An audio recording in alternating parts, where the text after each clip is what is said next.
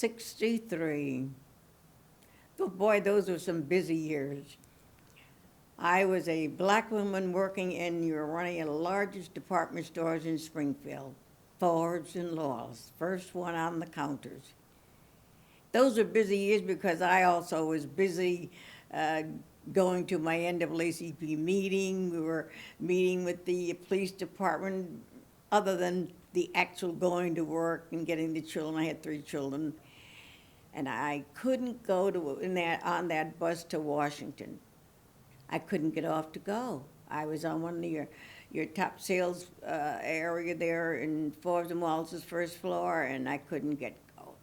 I couldn't go to Washington.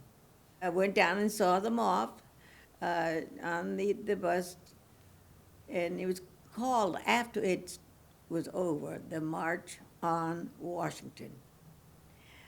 Couldn't get to go, but I looked at it on my radio, and I listened to it on my radio, and looked at it on the TV that we were lucky to have. And it meant getting with other people, hearing what people who had these here discriminating things being done to them, where I was lucky to be up in Massachusetts, and even though we thought we were kind of lucky, there were times when we wasn't too lucky. We were distracted too up here in Springfield with discrimination. Now, we wanted to be with other people. It meant a big thing that we were concerned in here in Massachusetts about what was going on and happening in our southern states. I was not a southerner. I was a northerner. I was born here, went to school up north. But it's hearing those stories that people came up to visit their aunts and uncles from the southern states that I heard, that I just couldn't believe. I couldn't walk into a 5 and 10 cent store and get a hot dog and a root beer. I could up here.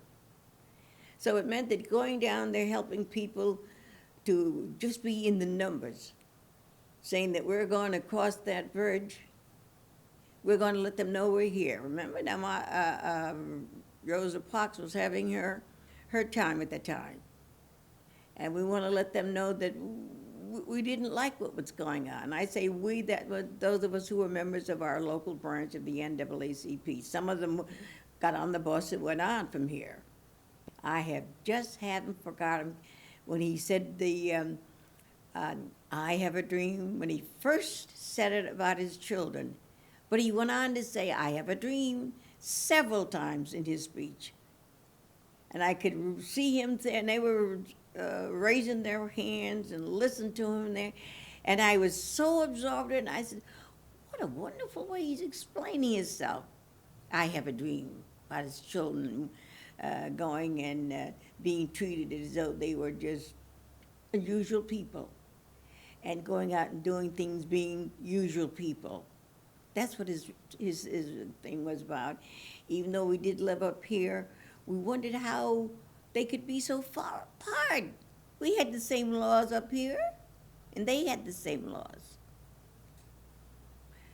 We're getting a feeling that, do we have to go back again? I mean, you should hear us.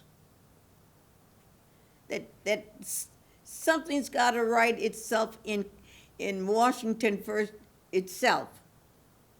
They've taken out some of the very laws that was put together there back in the 50s and 60s.